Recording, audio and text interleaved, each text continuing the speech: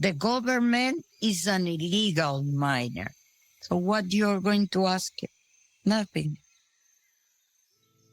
That's Magali, a wildlife rescuer in the Peruvian Amazon. I couldn't quite process when she told me this. In her region, she can't release rescued animals into protected reserves because illegal miners are operating inside them. She can't report it to local authorities because those same authorities are profiting from the mining. Corruption has taken hold of certain parts of the Amazon, and the people who are supposed to protect the forest are the ones destroying it. That should be the end of the story. If authorities won't help, then what's the point?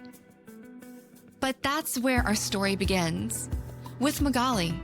She's still there, rescuing wildlife at an accelerating rate, and they're releasing them on private concessions protected by conservation allies. This is Rewilding Amazonia, an investigative nature podcast series by Rewildology. I'm Brooke Mitchell, the principal investigator of the story and your guide. Over the next 8 episodes, I'm going to share everything I discovered. The shocking, the revelatory, and the inspiring. You'll journey with me across the Amazon basin and meet the people who refuse to give up and believe that the Amazon can thrive once more. Let's begin.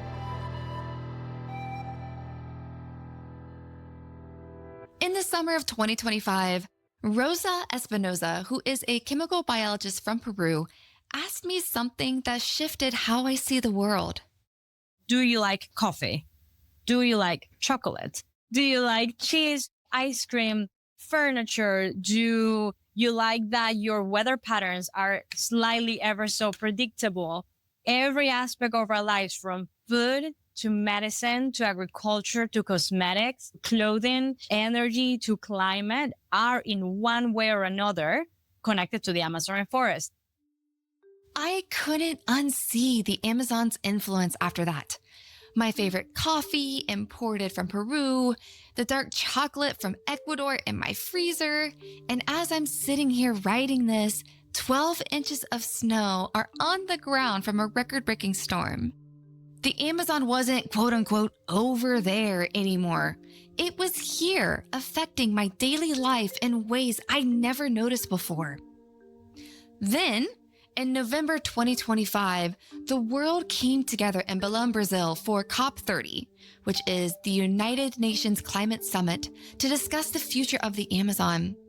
My social media feeds were flooded with images of protests, politicians making commitments, indigenous leaders demanding action, and I found myself wondering, were these commitments real, or were they just promises that would quietly disappear once the cameras left and everybody went home?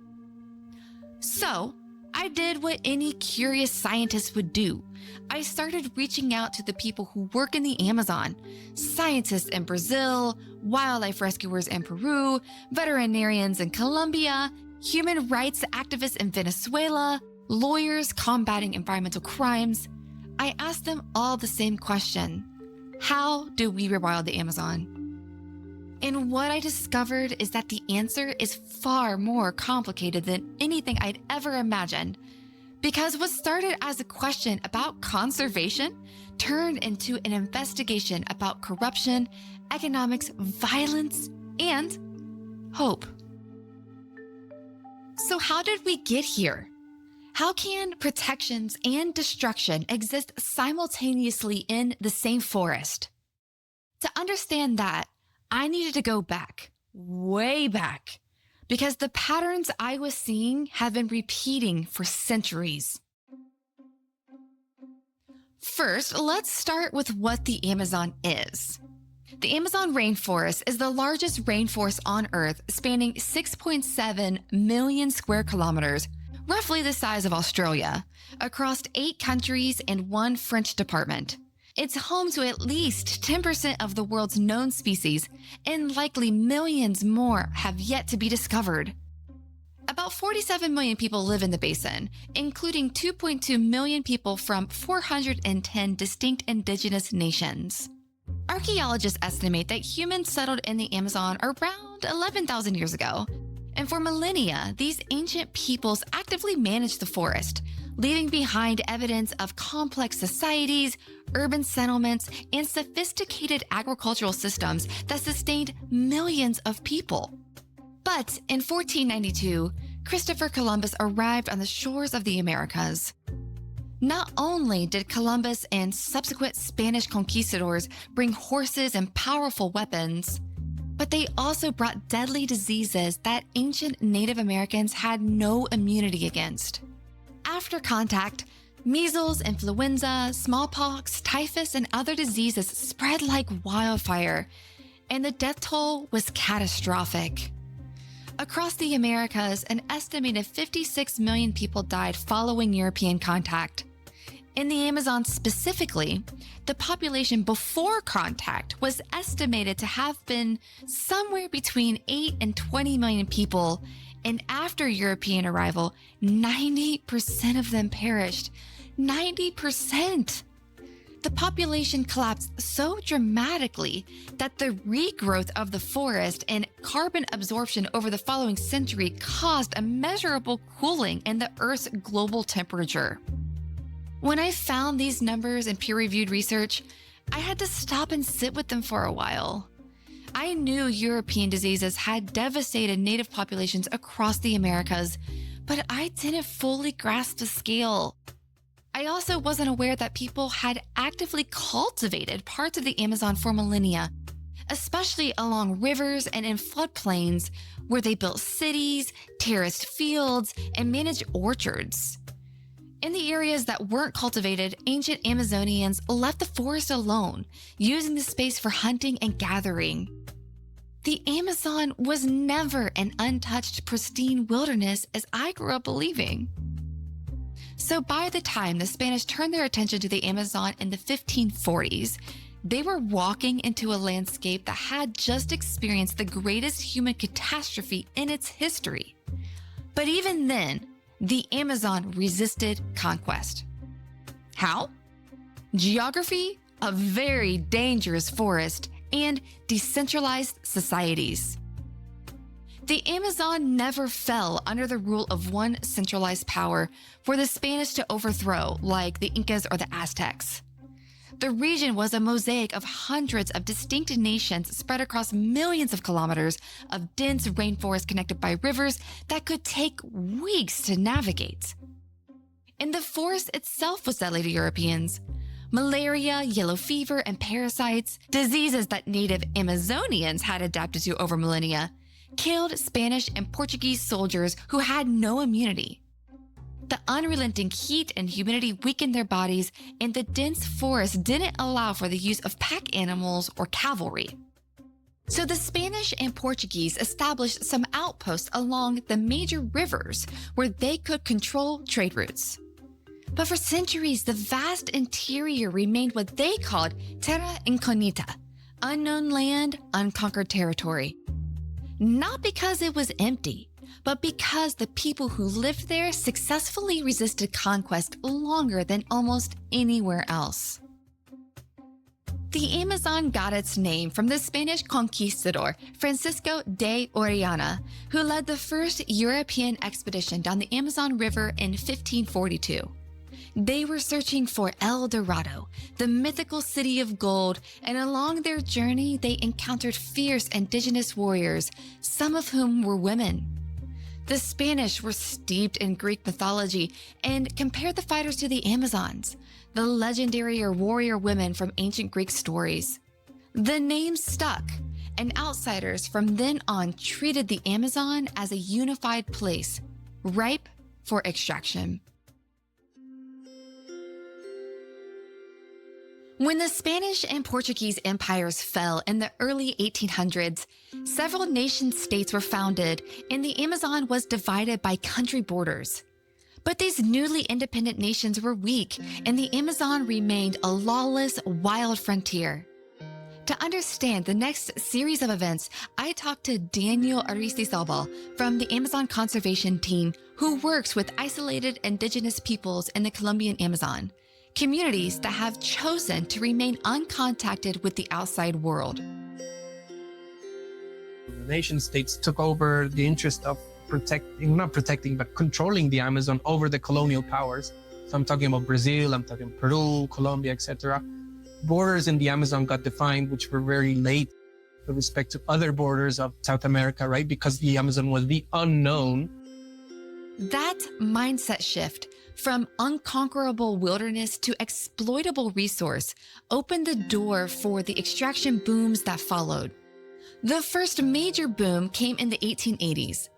Europe and America were industrializing, and they desperately needed rubber.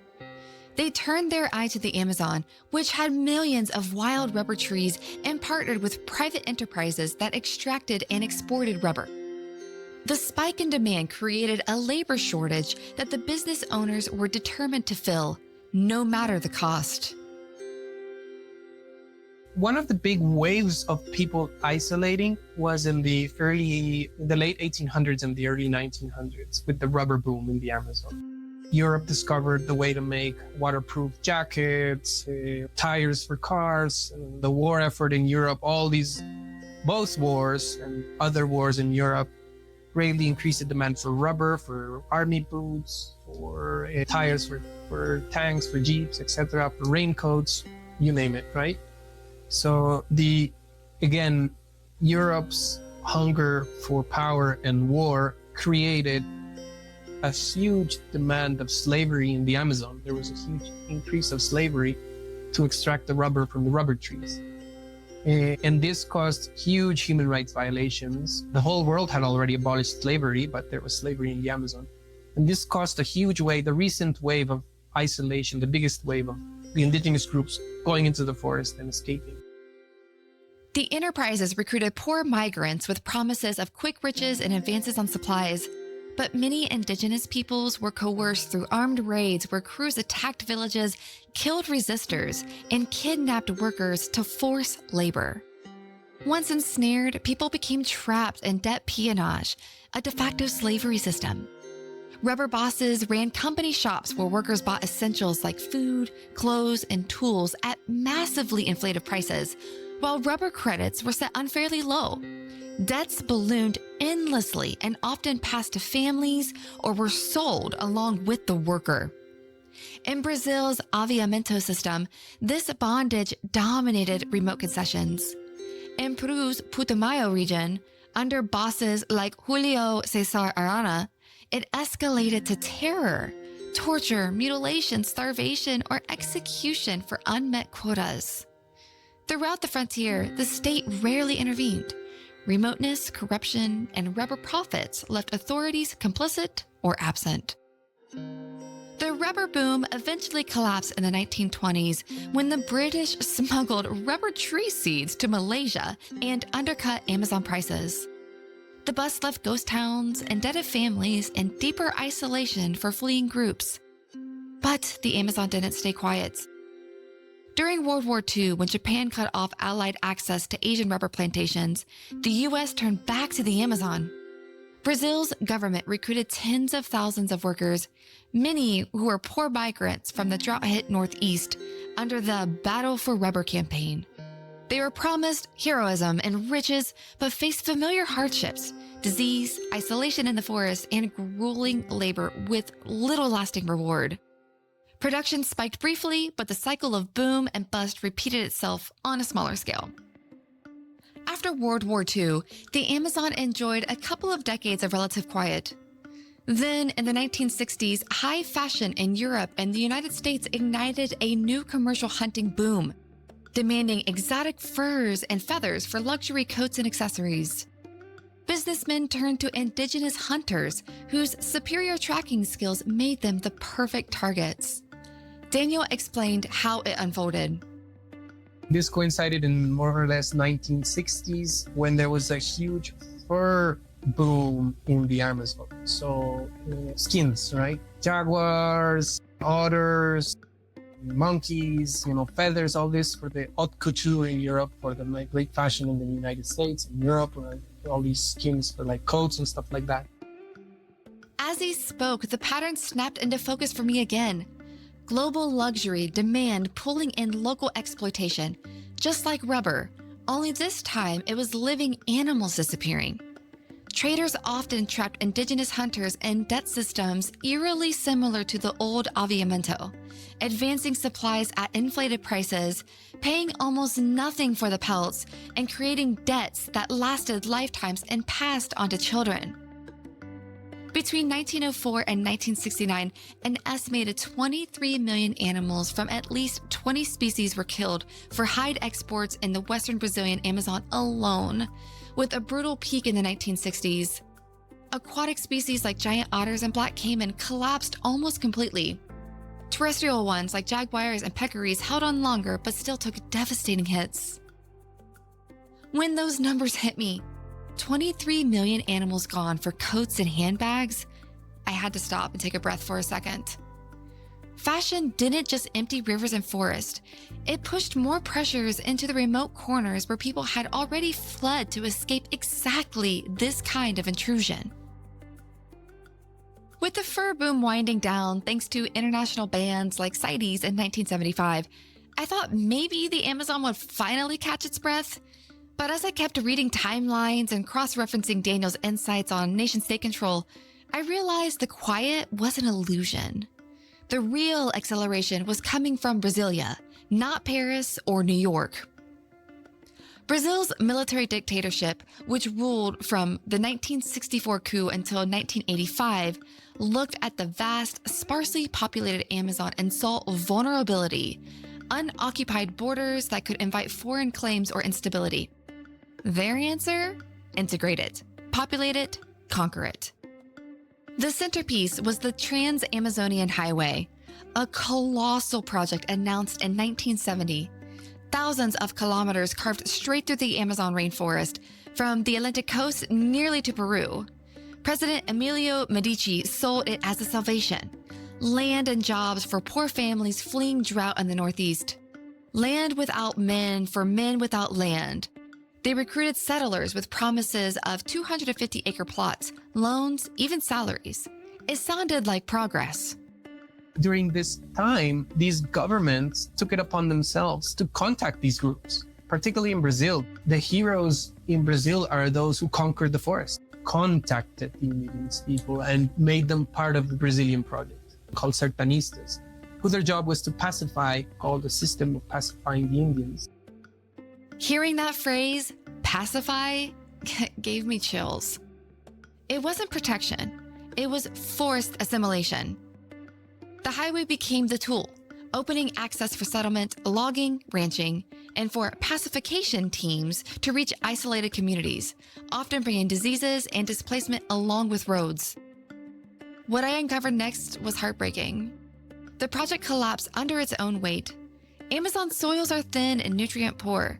Fertility comes from the living forest, not the dirt. Crops failed after a season or two, malaria surged, and roads washed out during the rains, stranding people. Most settlers abandoned their plots, leaving debt and cleared land that powerful ranchers and loggers quickly claimed. Deforestation didn't just rise afterwards, it exploded. Before the highway, clearing was scattered in small scale.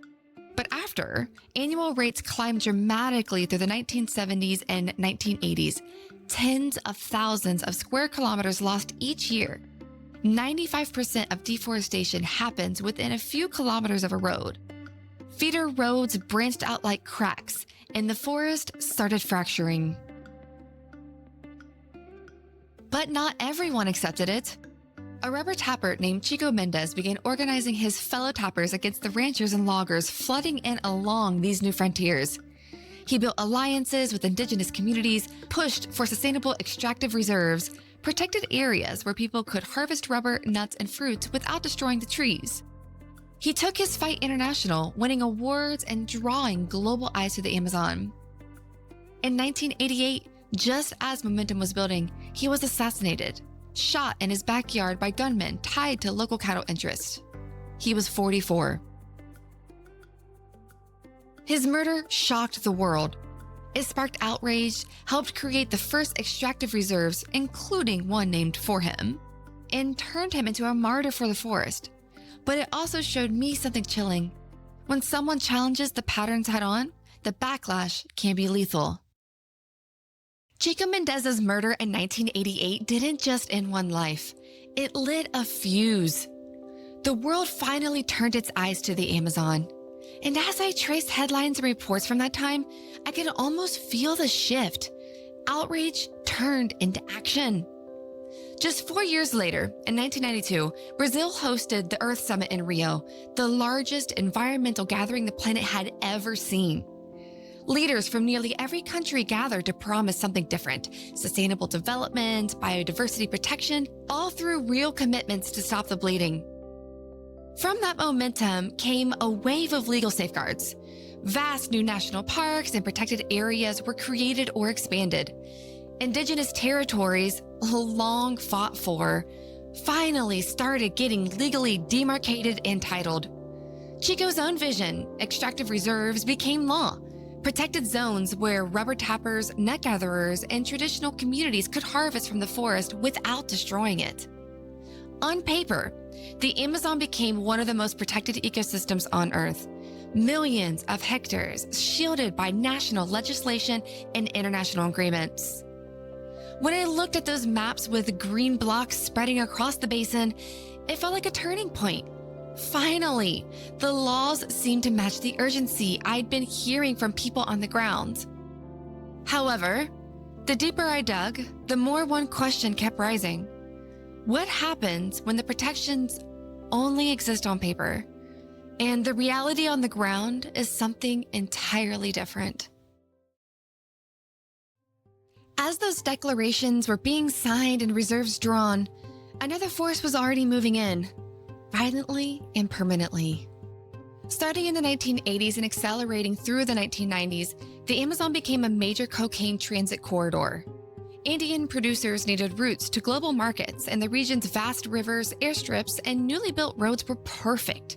Armed groups, FARC and ELN guerrillas from Colombia, paramilitaries, and later Brazilian gangs like the PCC poured in to control the flow.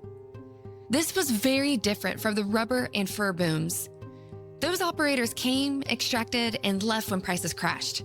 But these new groups didn't leave. They stayed and they diversified.